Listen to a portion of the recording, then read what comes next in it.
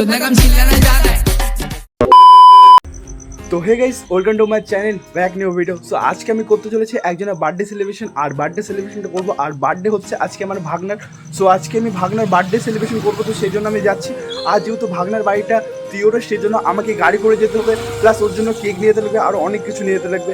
So সেই জন্য আমি যাচ্ছি, আর আমি কী কী করবো সেটা তোমরা দেখতে পাবে। তো বেশি কথা না বাড়িয়ে চলো ভিডিওটা এখান থেকে শুরু করা যায়। তো এরপরে আমরা এখন সাইকেল করে যাচ্ছি, আর আমাকে সাইকেল করে আগে দিচ্ছে ববি। আর এই ছেলেটা খুবই ভালো, মানে এই ছেলেটা আমাকে প্রসেস আগে দেয়, আর এর জন্য আমি অসংখ্য ধন্যবাদ জানাই। আর এখন আমি যাচ্ছি একটা কেকের দোকানে, আর এখান থেকে কেক নিয়ে তারপরে আমি গাড়িতে উঠবো।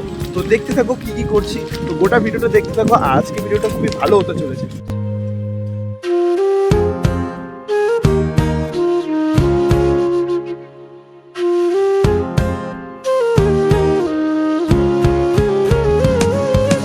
এরপরে আমরা দোকানের ভেতরে ঢুকে পড়ি, আর দোকানের ভেতরে ঢোকার পরে এখানে দেখতে পাচ্ছি নানান রকমের কেক আছে, কিন্তু আমাদের এই কেকগুলোর মধ্যে একটা কেকও পছন্দ হয় না, সেই জন্য আমাদের অন্য টাইপের কেক দেখায়। আর অন্য টাইপের মধ্যে এটা একটু ভালো ছিল, কিন্তু সাইডটা ভাঙার জন্য আমরা এটা নিই না। এরপরে এই টাইপেরই আরেকটা দেখায়, এই কেকটা ভালো ছিল, আর সেই জন্য আমরা এটা নিয়ে নিই। আর এটার মধ্যে আমাদের বার্থডে বয়ের নামটাও লিখে নিই। আর তোমরা যদি এই টাইপের কেউ যদি কেক নিতে চাও, আমি ডিসক্রিপশনে নাম্বার দিয়ে দেবো, আর দোকানের নামও দিয়ে দেবো, তোমরা ওখান থেকে নিয়ে নিতে পারো।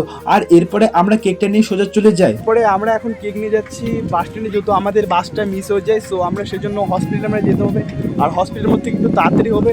সো আমরা সেই জন্য ওখানে যেতে যাচ্ছি। আর সত্যি বলতে গেলে আজকে তো ঠান্ডা ঠান্ডা আবহাওয়ার মধ্যে আমরা যেতে হচ্ছে।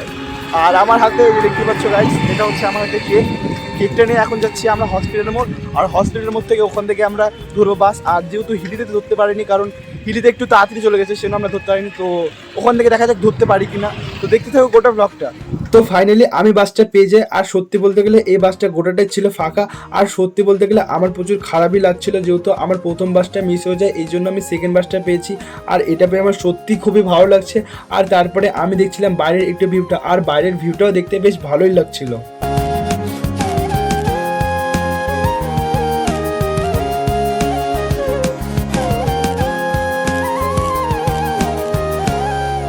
তো গাইস, আমি এখন টোটো থেকে নেমে যাই, আর টোটো থেকে নেমে আমাকে এখন মোটামুটি আধা কিলোমিটারের মতন হেঁটে হেঁটে যেতে লাগবে, আর অনেকটা দূর যেতে হবে। আর দেখতে পাচ্ছ কতটা দূর যেতে হবে, কারণ তোমরা তো হয়তো নিশ্চয়ই দেখতে পাচ্ছ না যে অন্ধকারের জন্য অনেকটা দূর, কিন্তু আমাকে আধা কিলোমিটার মতন যেতে লাগবে।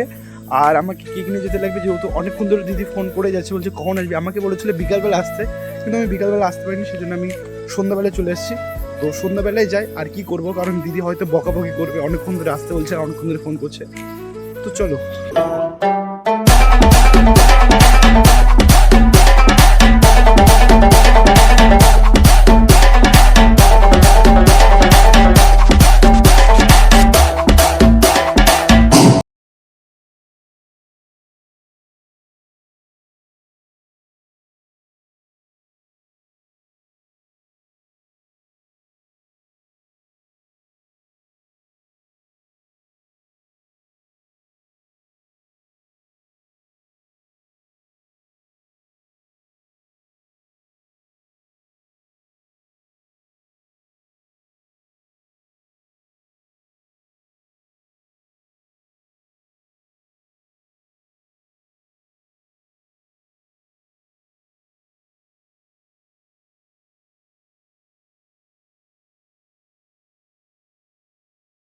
দেখতে পেলে আমাদের কেকটা কাটা পুরো কমপ্লিট হয়ে যাওয়ার পরে এখন আমরা সবাই খেতে বসবো, আর প্রথমে বাচ্চারা বসবে, তারপরে আমরা বসবো।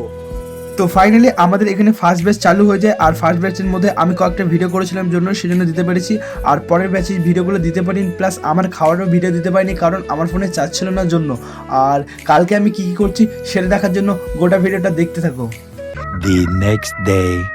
তো গাইস, দেখতে পেলে কালকে আমাদের বার্থডে সেলিব্রেশন করলাম, আর এই যে হচ্ছে আমাদের বার্থডে বয় দেখতে পেলে। তো কালকে হচ্ছে আমার ফোনে চার্জ ছেড়ানোর জন্য আমি ভিডিও করতে পারিনি, তো সেটার জন্য আমি অসংখ্য দুঃখিত হয়েছি। আর এখন আমি যাচ্ছি ইটভাটাতে, আর ইটভাটাতে কী করে ইট তৈরি হয় সেটা তোমরা দেখতে পাবে। তো সেটা দেখার জন্য গোটা ভিডিওটা দেখতে থাকো।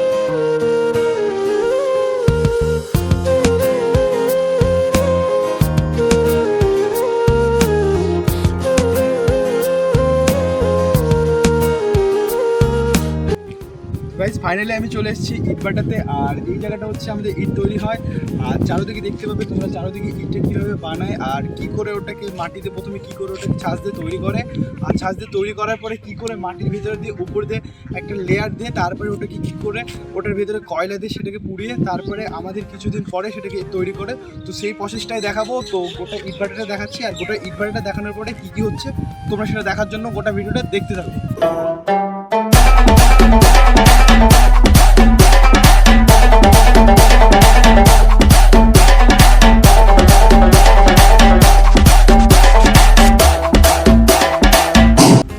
তো গাইস দেখতে পেলে এখানটায় কী করে ইট তৈরি হয়, আর ইট তৈরি বলতে কাঁচাটা কী করে তৈরি হয় সেটা তোমাদের দেখাচ্ছি। তার আগে তোমাদের দু একটা জিনিস দেখায়, মানে এখানটায় কী করে কয়লাটা দেয় আর কী করে ইটটা তৈরি হয়, আরও কিছু প্রসেসটা তোমাদেরকে দেখাচ্ছি। তো তোমরা দেখতে পাবে এখানটায় কী করে ইটটা তৈরি করে, মানে এই জায়গাটায় কী করে কয়লাটা দেয় সেটা তোমরা দেখে নাও। আমি দেখো এখানটায় দিচ্ছে গাইস, এখানটায় কয়লার পরিমাণে এখানে আগুন, এই যে এই জায়গাটাতে জায়গাটা দেখলে তো কয়লা দেয়। এখন দেখতে পাবে কয়লা দিবে কি করে, ওই জায়গাটা দিবে এখন। দেখতে পাচ্ছি এখানটায় কয়লাটা দেয়, প্রসেসটা ভালো,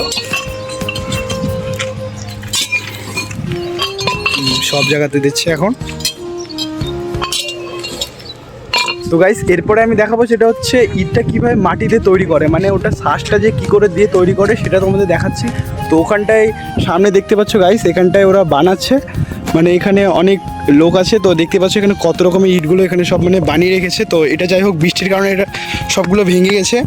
আর সামনে ওরা বানাচ্ছে, এটা শুনে নিব মানে কী করে বানায় বা কী করে ভাবে সেটা তোমাদেরকে প্রসেসটা একটু দেখাচ্ছি দাঁড়াও।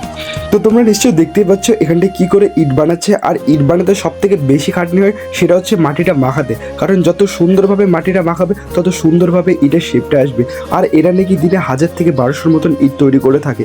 আর সত্যি বলতে গেলে এদের 6 মাস বাড়িতে থাকতে হয় আর 6 মাস এখানটায় থাকতে হয়। তো এদের সত্যি বলতে গেলে আলাদা রকমেরই জীবনযাপন পালন করে।